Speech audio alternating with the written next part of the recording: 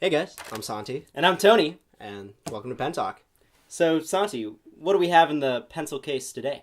Yeah, so just diving in real quick. First thing we've got is the Papermate Profile in the 1.4 millimeter flavor. And then, an interesting one and a little bit of a surprise for the both of us. We've got the here Uniball Signo 307 rollerball. So, that would be the next version to the Uniball Signo 200 series, 207, 205. Yeah. Which we've actually reviewed on the podcast earlier. Yeah, and definitely a pen that we've given high marks to, so it's going to be very exciting to see how the successor sort of lives up to that name. Yeah. I'm also really excited to see it, but we have a pen to get to first. Yeah, I think we'll start with the profile. Leave you guys a little something to look forward to later. So the profile, probably its claim to fame is sort of an internal claim even from Papermate. They say it's the world's smoothest pen. Bold statement. How does it stack up? I certainly think that's a really bold statement to make, especially on the box. But it is an effective marketing strategy. It stands out when you go through the aisle and you see the Uniball or the Papermate profile. Now, my first introduction to the Papermate profile was probably in the 6th grade. I actually got some in the summer before school began. And it's a great pen, especially for sort of the elementary range, because of how smoothly it writes, but also how bold it is. Yeah. That's one thing that really strikes me. But let's talk about the design of this pen. It's a pretty nice design. We have a very rounded sort of flowing grip, and that leads into a smooth, skinnier, slenderer body. Yeah, it's sort of a moderate width. Not quite as thick as maybe a G2 or a Signo. Yeah. Just a margin thinner in the middle. And then as we reach the end, it sort of tapers out again, which I think is a really nice touch for a pen to have.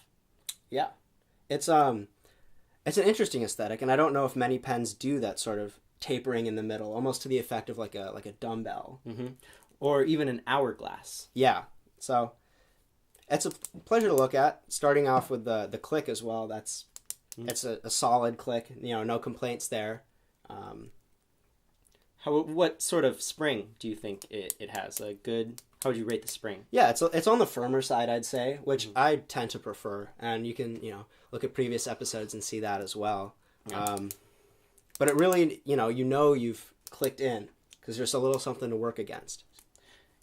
Yeah, as you click in, there's plenty of give after the mechanism actually clicks. So you can still push it down, maybe even a full millimeter after it clicks, which I think is a pretty nice touch. Yeah. And I'll definitely say this is one of the more budget pens.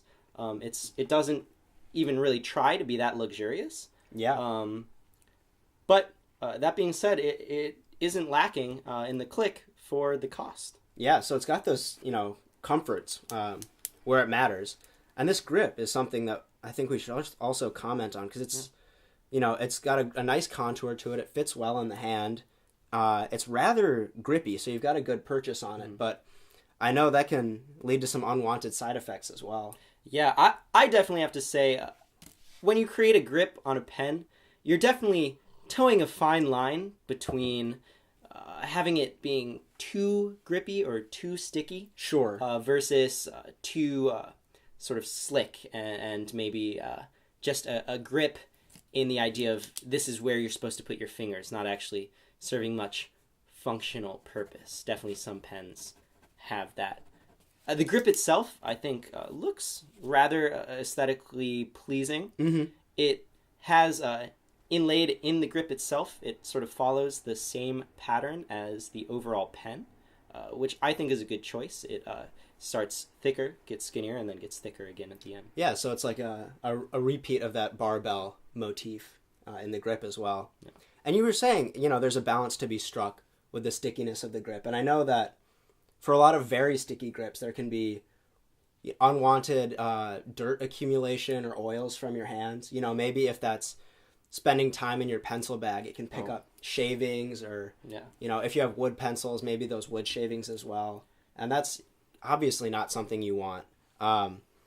So I wonder, where do you stand on this slick versus very sticky grip? Because I know even if there's not a, if there's not a gripper, that's probably worse than having a gripper, even if it were to be a very slick grip.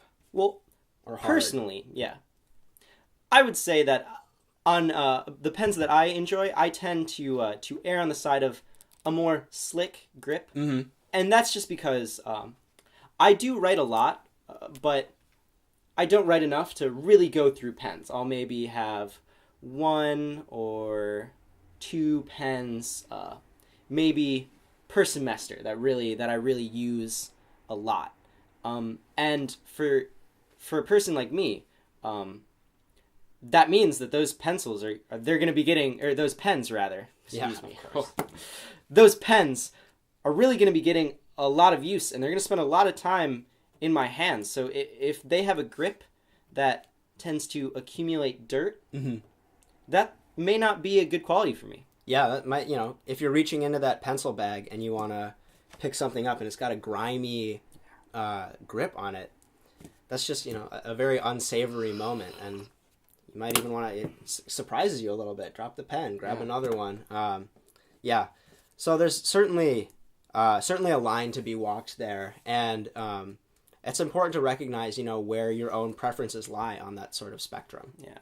And we've all been there. We've all had a pen or some writing utensil that we've used a lot and maybe put somewhere and forgot about it. Maybe it's in the sun. Maybe it's in a public jar that everybody in the house uses. Yeah.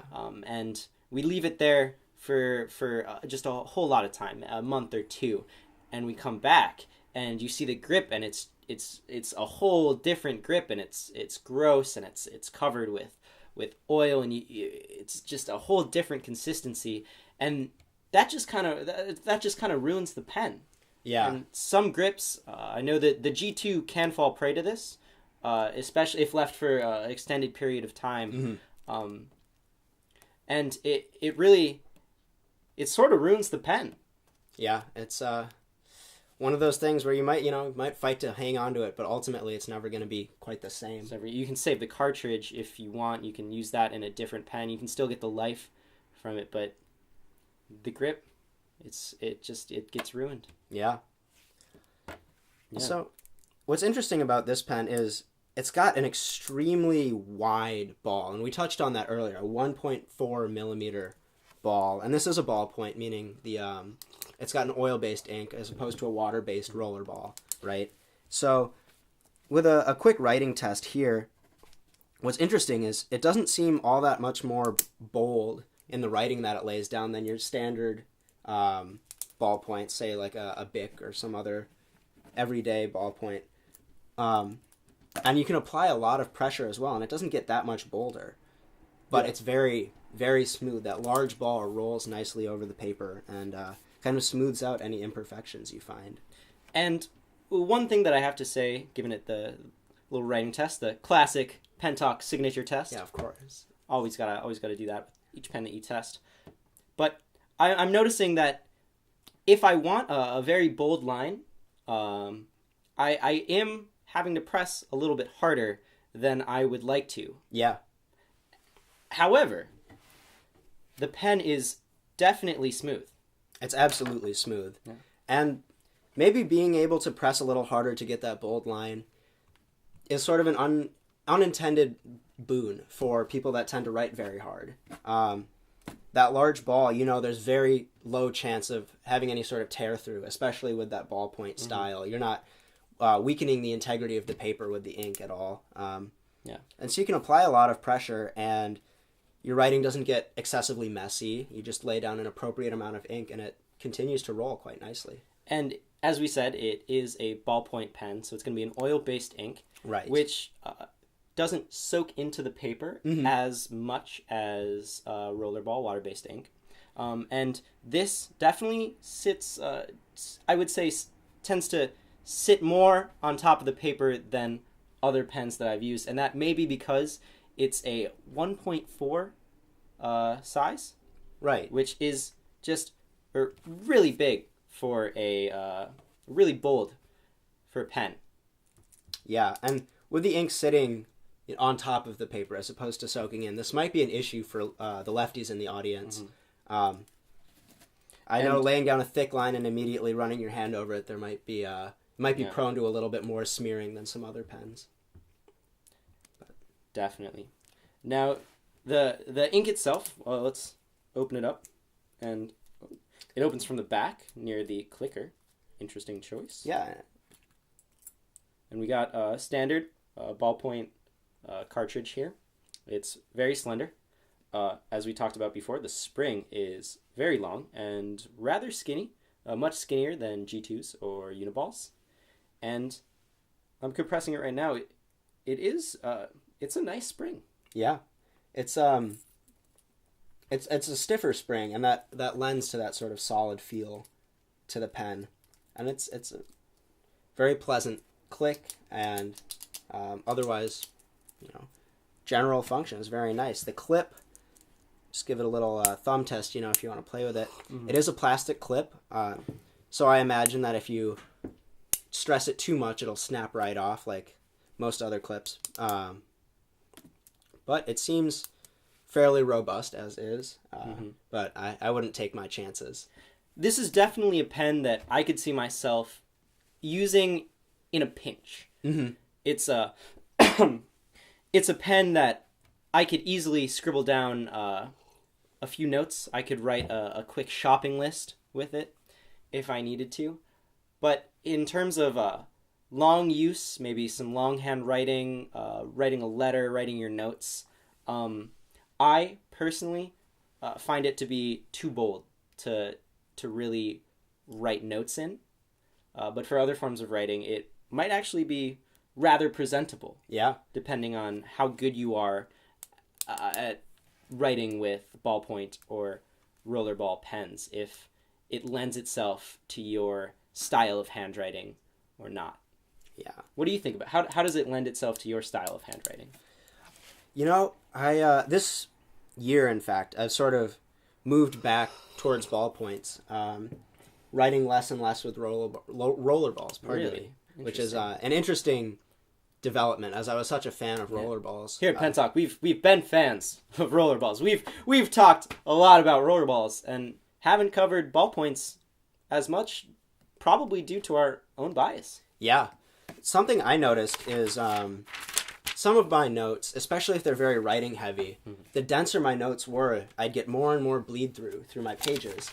And so with the rollerballs, because I'm a heavy writer, of course, I'd have so much bleed through that trying to write notes on the other side of the page, they'd be almost unintelligible.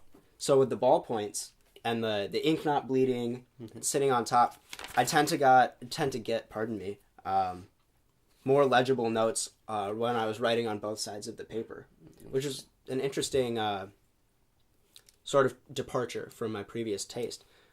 But this is a very usable pen. It's very comfortable. You get good writing out of it. Absolutely, very smooth. So I can see myself writing proper notes with these, and doing a lot of work with that. It's something that I'm glad that you turned me on to. Nice. And now so you touched on the clip a little bit. It's a fairly strong clip. It is plastic. Yeah. And of course it's plastic, It's a budget pen. We can't really hold that against it. Yeah, absolutely. But it does have quite a bit of give to it, It doesn't feel as rigid as other plastic clips on pens. Yeah, it's a thinner clip, so it looks like it could hold, a number of papers or sit nicely in your pocket. Let's see how many pages of this notebook it can. Yeah, so it comfortably can hold about half the notebook. That didn't seem to be putting any strain on it at all. So no problem. A solid clip, although it does add quite a bit to the profile of the pen. This is a problem that I do have with it. Oh, is that right? Yeah, see, part of the beauty of this pen is that, given it's a budget pen, it does have a lot of design elements that really work on it. It has on the grip some horizontal lines, Yeah. some latitudinal grip correction, and it also has latitudinal lines at the top of the pen, right underneath the clip. Again, with the symmetry, it has a larger end, a skinnier middle, Right. and a larger end at the back, which makes it really nice to hold, and it also adds to the balance. But this clip adds so much profile to the pen itself on the just the back end. Yeah. It curves out so much, and it's so ready to hold a lot of papers that I think it takes a little bit too much of the visual weight of the pen. I see that. Yeah, it does take attention away from that hourglass profile that the pen otherwise sports, and kind of masks that. So it takes a little bit more looking at to see that aspect of it. Yeah, I see that. I wonder if they could, if they did go for a lower profile clip, if that would lend itself better to the aesthetic of the pen. Yeah, perhaps. Yeah, that might be something for a revision 2, but we'll see what Papermate does about that. Yeah. And now, I'd actually like to go back to the clicker itself. Yeah, of course. I think the clicker has a very interesting design. Mm-hmm. If you see here, there's a clicking mechanism, and then there's a plastic casing around that, and that's a design that a lot of pens have. So you have something to push down, and then also the spring. But this one, it goes a little bit further in that the plastic sheath around the clicking mechanism has a dome and is a little bit see-through, whereas the actual clicker part is flat and cylindrical. Yeah, it just adds a little more detail to the pen, and with that dome shape on the back, a little more comfort as well. Yeah, definitely. Insofar as budget pens go, and especially if you're a fan of ballpoint, this pen would actually be a very good pick for you. I personally can't attest to how long they last, because the last time I used them was in 6th grade. And I'll certainly say I wasn't holding on to pens for too long in the 6th grade. That's fair enough. Yeah, I lost them left and right. But this pen may definitely last a good amount of time, except for the fact that it does have a very bold point. So yeah, it leaves a lot of ink on the page. So longevity remains to be seen, and we'd love to update you once we get better clues on that. If you, our viewers, are a fan of the Papermate profile, feel free to write us in, give us a message, and tell us how long the profile lasts. We would love to know. Yeah. So now that second pen we've all been waiting for, the Uniball Signo 307. Wow. So we've got it in package right here because we saw it on the shelf, and we were struck because neither of us had seen this pen before. I had no idea it existed. As such strong fans of the 207, that was kind of a shock to us.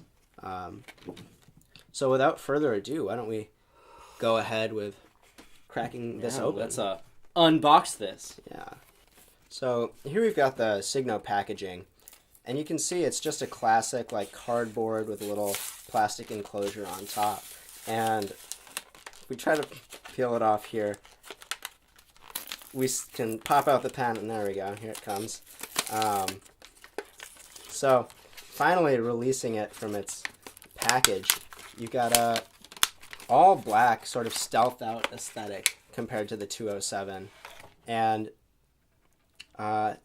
if I see even a little bit of false carbon fiber looking decal up towards the click, and it's a really sleek design. Definitely the carbon fiber, as you said, is a real nice touch for the pen. All right. Yeah.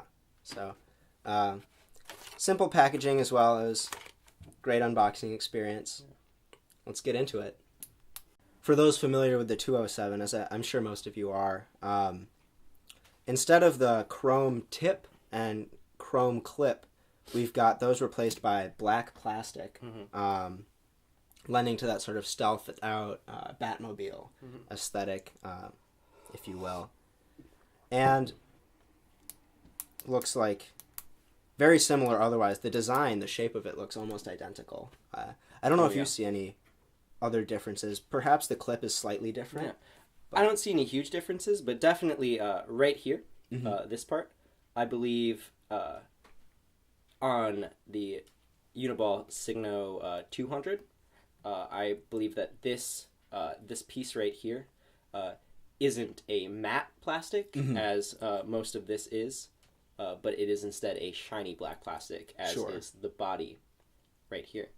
And there's a really, really nice, subtle detail in this pen, in that if you look closely at the upper body of the pen, you can see almost some sort of checkerboard pattern, but it's very subtle, very discreet, and honestly, I like it a lot. I think that's a really great addition to a pen.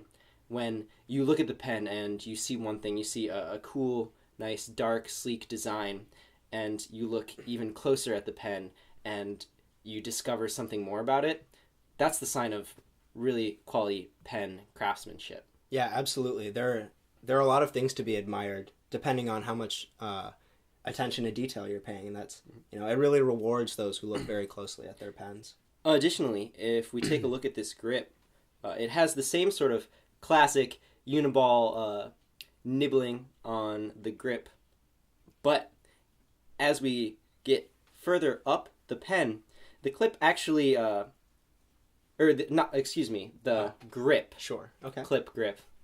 Yeah, you can see how the grip actually turns into sleek rubber or silicone as it goes to the top, which I think is a nice touch. It extends the grip size, so it feels a little bit firmer in your hand. I know one problem that I've had with the Uniball Signos is that the grip is, as we were talking about earlier, it's very hard and it's sleek, as opposed to the Papermate Profile, which is a very it's a lot cushy, softer, grippier. Yeah, a lot softer and grippier. This is harder and smoother, and I like that more because that means if you keep this in a backpack, I know I don't really use a pencil case at school. Oh, really? I don't, yeah. I actually just keep all of my pens in the front pocket of my backpack. So they're easier to grab, and I can grab them really quick if I'm running late to class. I don't have to fumble with the pencil case to get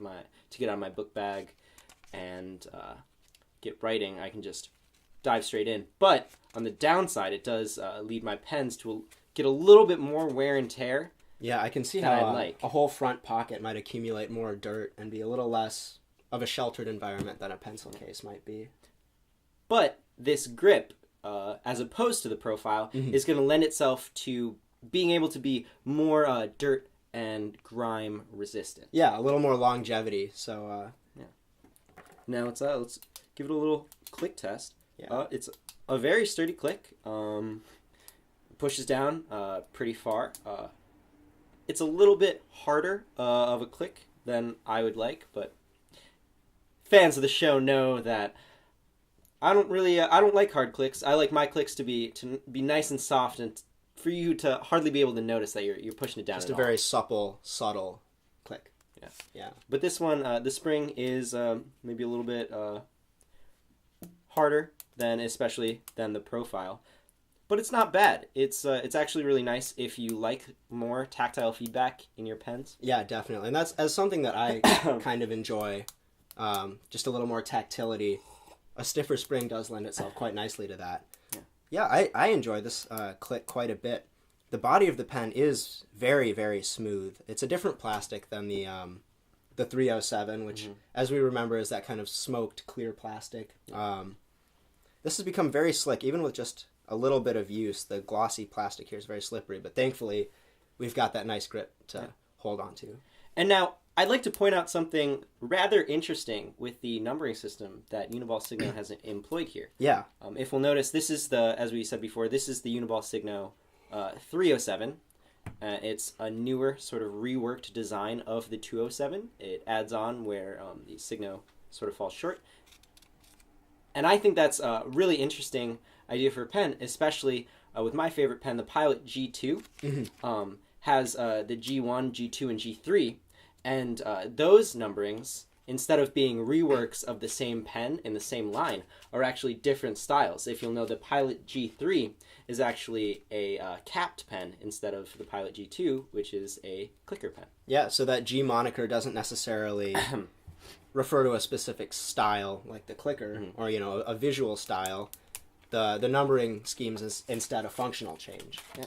So now we have this wonderful box here, and there's some really interesting statements on it. It seems like Uniball features Uni Super Ink with 3-way protection against water, fading, and fraud.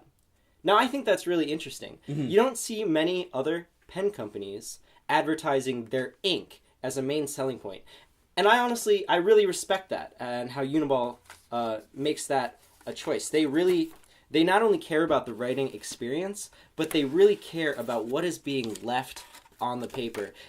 And at the end of the day, that's the most important part of a pen, is what it leaves behind. Yeah, they are, you know, they're very proud of it, and rightfully so. It's very good ink, and it's very durable. So it's absolutely something that they should continue to promote, and it's an absolute strength of their pen. Yeah. Yeah. Moving into the writing segment of this, the writing experience is very reminiscent of the 207, obviously.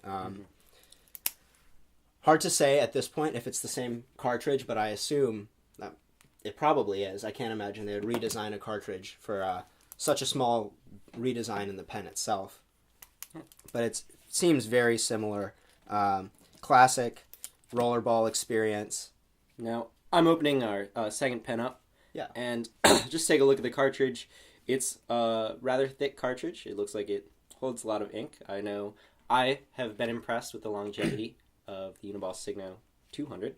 So I'm sure the Uniball Signo 300 keeps the same thing up. It opens at the tip, which personally I sort of find passé in my pens. I think truncating the body at the tip is sort of it's too common of a move, and I really like when pens open from different parts of the pen that you might expect, like the profile, like the G2. They open from the middle or the back, and I think that's a really interesting choice to make. Yeah, it's a nice touch, but it's important to have a variety of pens, I guess, some that open from the tip, because it would be a shame to have them all open from the back. Then I guess that would be the passé move. Right? Indeed, yeah.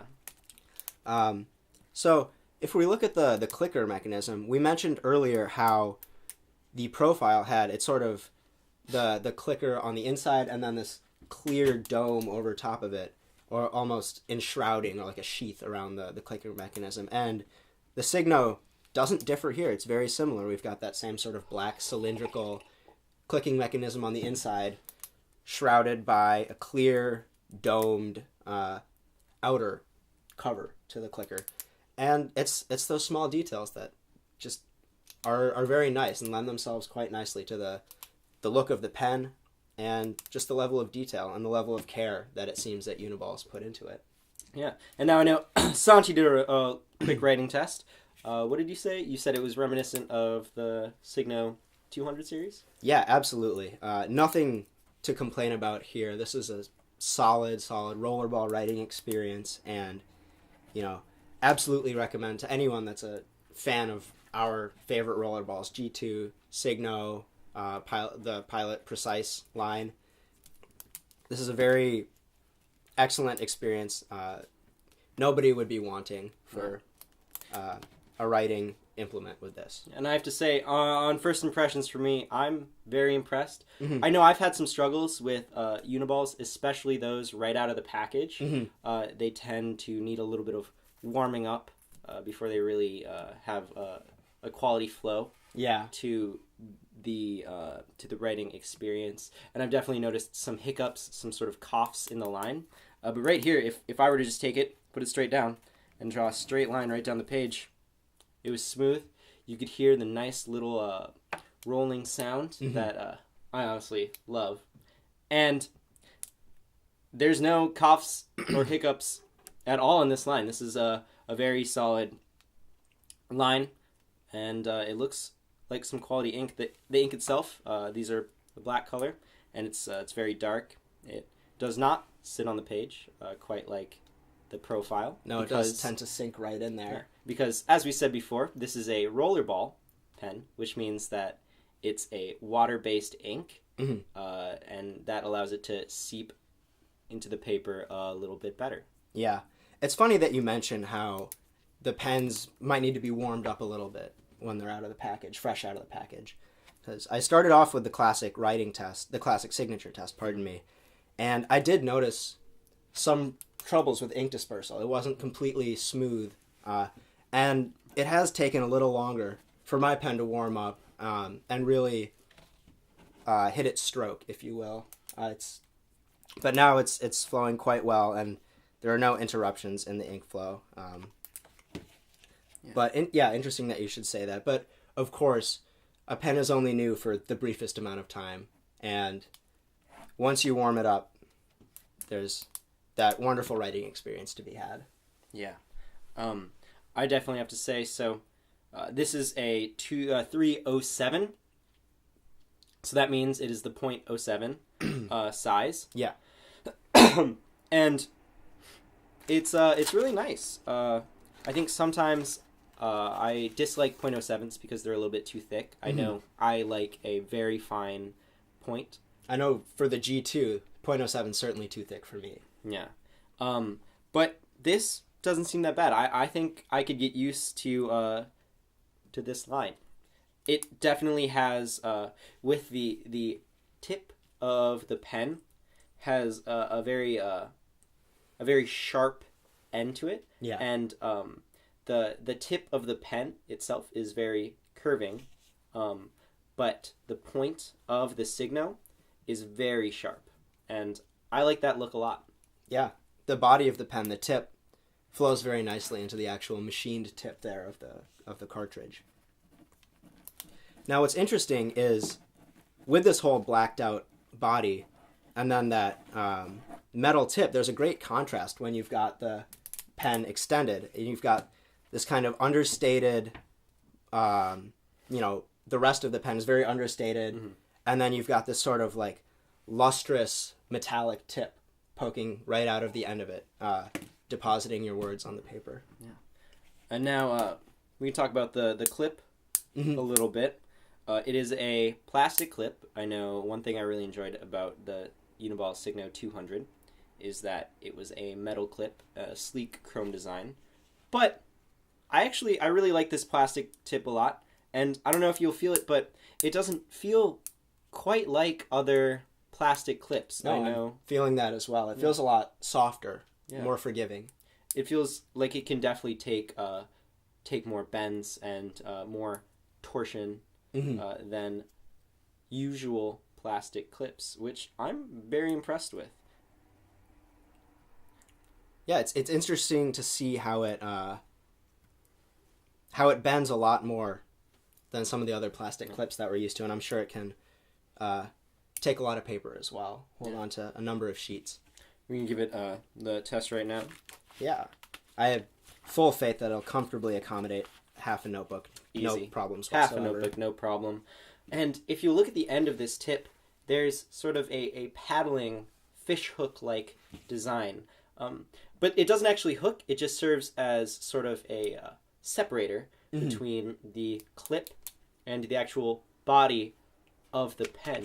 And in this case, it's very sharp, and it adds to the sleek look of the pen as your eye travels down the body towards the tip of the pen. Everything on this pen is very angled, and it makes the overall sleek design with the sort of carbon fiber-esque look of the matte black plastic Yeah. on the clip and tip, it gives it a very utilitarian, but not unshowy. Not unshowy, yeah. It's and in its all blacked out look with the faux carbon fiber graphic, it's almost tactical in its presentation. I'm sure this would look right at home, you know, in anyone's desk, in any pencil bag. I can't see this. It wouldn't look out of place anywhere. It's just very well designed and a pleasure to look at. Now, what I would love to see is, this is the black design, and unfortunately, when we went to shop for pens, they only had the black Uniball Signo 307, probably because the other colors were sold out. Yeah. But the black color goes throughout the entire pen. What I would love to see is if this came in red, or I know the Signo has an orange color, Yeah. which not many pens do, and I really like. Something to be commended for sure. Yeah. If it were to color the tip or add a little splash of color indication in the pen, but all around, a very solid pen. I could see myself taking all sorts of notes. I could write letters and certainly sign checks. Oh, of course. With this pen. Yeah. So, well, pleasure. It was an absolute pleasure to look at this, and very exciting find for us. I know. So, Tony, I'm thinking it might be time to talk a little tea. Yeah, let's talk a little tea. So, what do we have here today? Yeah, today we have been drinking Kirkland Signature green tea. And it's a very unassuming package. It's nice and big. It's plastic. Plastic packaging, not paper. I like paper packaging for my tea, but, you know, to each their own. Yeah. What do you think about how do you think the tea is tasted? The tea it's very good. It's a green tea, and as greens go, this has a stronger taste. Yeah. I believe the package said it was kind of a mix between a loose leaf tea style, but also like a matcha in there. So the matcha would be like a green tea powder. And with the tea bag, I think the powder kind of released itself into the tea, lending to a stronger flavor than you might find from otherwise, from typical green teas.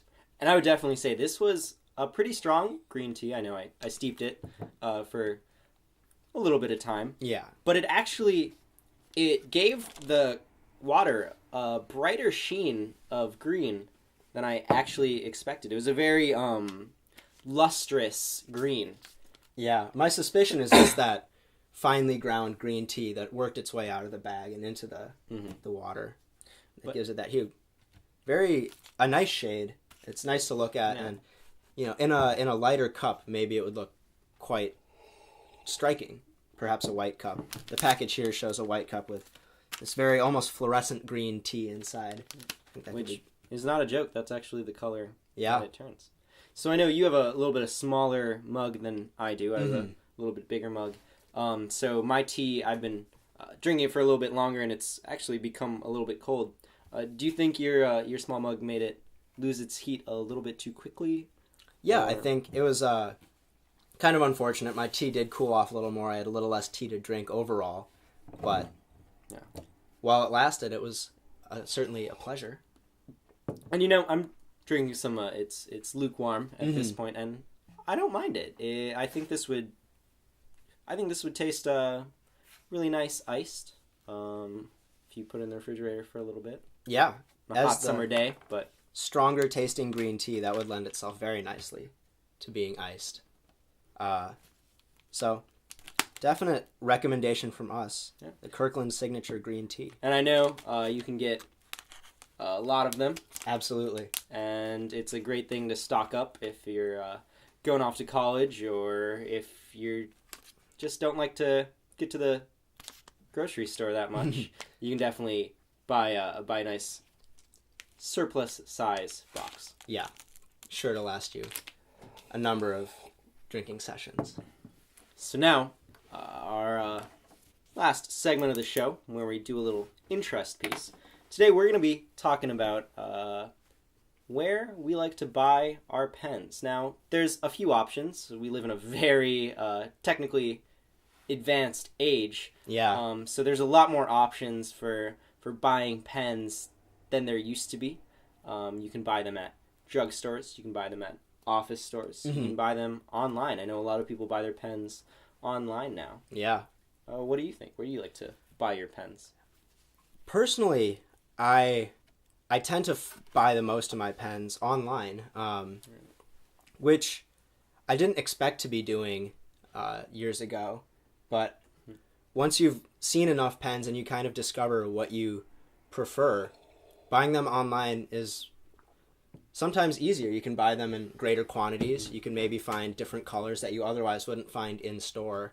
And it can be exciting to even find new pens online that you've otherwise never seen and maybe just want to try out. Yeah. I definitely think that the internet is a great place to shop for pens. But for me, I always like to buy my pens in person. I like to go to the store and I like to pick them out off the shelf. I like to see a pen in its entirety, even if I can't hold it. But ideally, I'll be able to test it out a little bit before I buy it. Yeah, we'll get to that later. But I like to be able to see it and really imagine it in my hand with it there in front of me. So in that way, I don't actually like to buy my pens online because it seems to, unless I know the pen and I'm buying a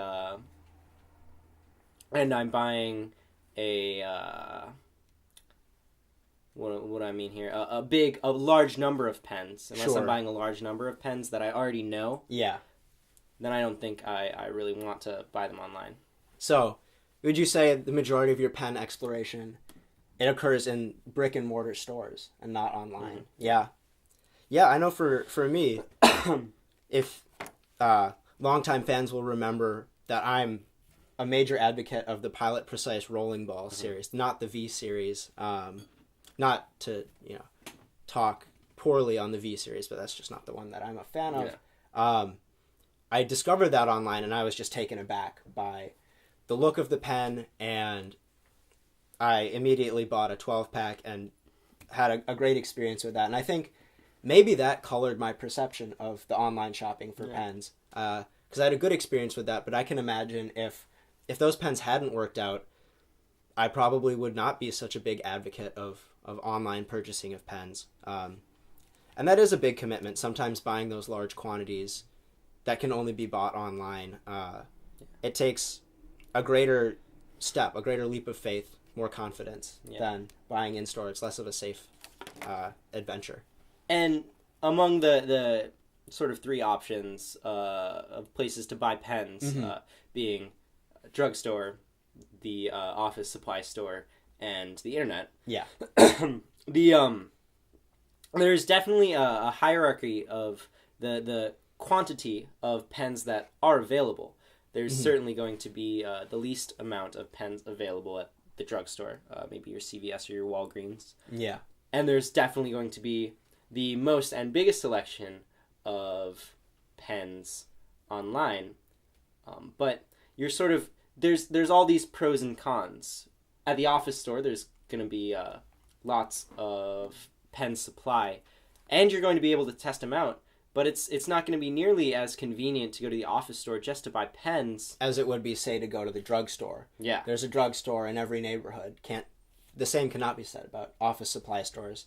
And obviously, the internet is right at your fingertips, and you can access those pens anywhere, any time of day. Get it delivered straight to your door. Yeah, but that ability to test out the pens in the office store, that takes almost all the guesswork out of it. You can really find the pen that you want, and in terms of expanding your pen repertoire and discovering new pens, being able to test it out is the best thing, obviously. But one thing that some people may not have thought of is that when you're trying out the pens in the office supply store, you're not trying out the same pens that you're going to buy. Yeah. In fact, you're trying out pens that have been used. They may not be in the best condition.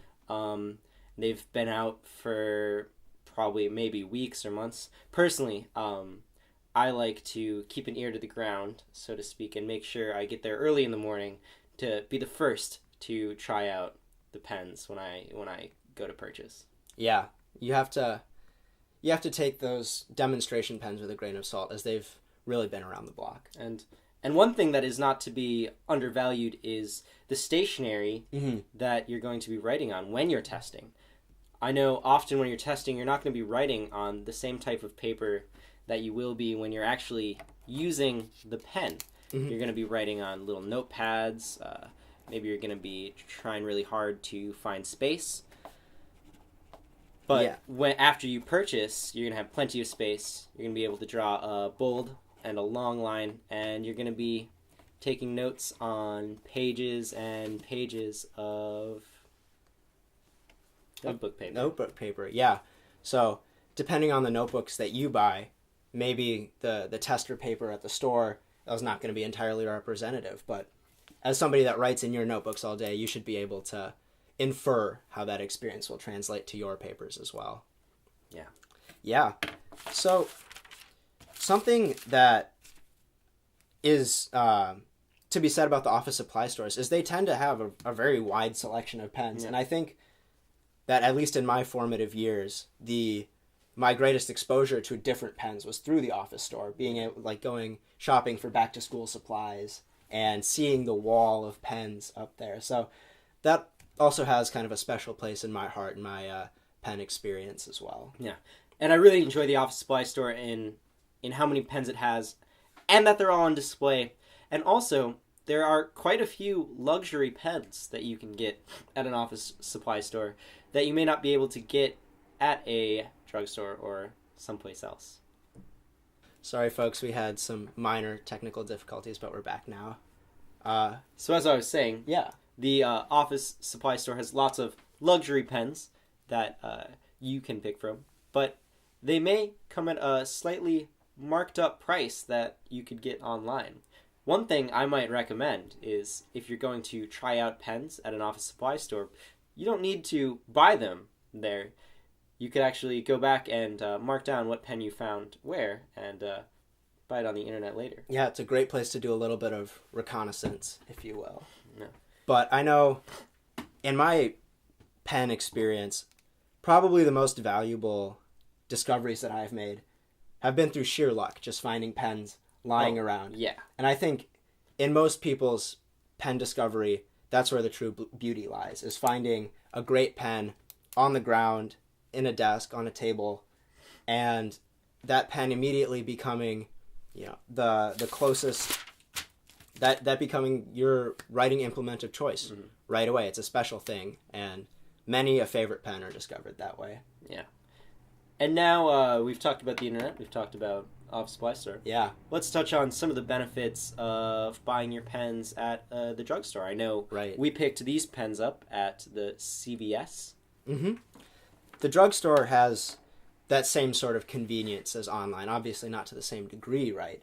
But extended hours, nearly a location in every neighborhood, every city in the country if not, should have a drugstore. Multiple locations in the same neighborhood. Right. So to be able to go extended hours and see the pens on the rack, the packaging, the marketing, take a little bit of that in. It's all part of the experience. So sort of a scaled down version of that office store experience, but with more accessibility. Even if the price is less variety. And even if there is less variety, it's still important to keep in mind that the variety you're picking from are going to be the most popular pens. That's true. And they may not be the most popular high-end, but there's always going to be a G2.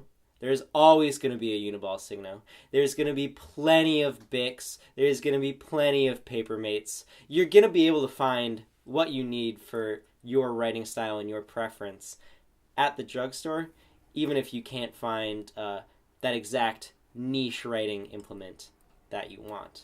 Yeah. So that the market really distills down to those top pens that everybody knows, everybody loves. So when you stop by the drugstore to pick up a pen, you can typically get something that you'll enjoy every single time. And even though it's fun to have a niche pen, like yourself, you're a big fan of the Pilot V. Yeah, the Precise rolling ball. Pilot Precise rolling ball. I am a fan. And it's always fun to have a pen that nobody else has seen before doesn't have to be expensive, but it's a fun little thing. Yeah, but there's really no shame in having one of the most popular pens because they're the most popular for a reason. Absolutely. And they're gonna be tried and true. Their manufacturer can have very low tolerance, so you're almost always gonna get a quality pen when you buy. I know sometimes if you're buying a niche pen or a pen that isn't manufactured as much, their tolerance is going to be maybe a little bit bigger, and you might end up getting a dud in your package, which we never want to see. No, certainly not. But that drugstore experience is really a valuable part, of everyday pen purchasing and how to get your writing done, what you need to do. Especially if there isn't a crowd. I know a lot of times when I go to the office supply store, there's a pretty big crowd. I know a lot of people go there looking for pens. A lot of people go there looking for stationery. Yeah. And personally, I like to have a lot of time to just peruse and look through the options that I have for purchase. Mm-hmm. Would you say that customer service plays any part of that? Do you like store representatives coming and informing you about the pens or maybe trying to help your decision to talk through with them? Well, because I already know a thing or two about pens, I like to be left to my own devices as I search for pens. But if there's a knowledgeable store representative on hand, I'll definitely pop in a few questions about any given pen, especially if they're a fellow pen enthusiast. Yes. Maybe they've seen the show, and they'll be able to answer the niche questions that I won't be able to answer just by trying out the pen. Right, and even if they're not an enthusiast or a fan of the show, getting that hi, hello, how's your day going? That's a nice thing, and a little human interaction is never unwelcome. Never, yeah. And that's not to say you can't get that at the drugstore. Yeah. I know. I'm constantly impressed with the service at whenever I buy pens. Yeah. But you certainly are not going to get that from the internet. That's true. So what was interesting is you said you preferred to peruse the pens, and I think the internet, it is a great way to do that, but you need to be willing to click through some more links. It's not the same as having that massive rack of pens in front of your face. Yeah. And there's definitely plenty of resources online that'll be able to pretty accurately describe what you're getting. Yeah. I know there's a great article on penjet.com that outlines all of the Uniball, their entire lineup. The entire Signo pens, series. along with some pretty good reviews of each of them. Now, I can't say that I agree with everything that he said on penjet.com, but they really ought to be commended for excellent pen journalism and a real commitment to the art. And the depth that they went into on each aspect of the pen is commendable. Yeah, definitely. So, I think that about wraps it up for today.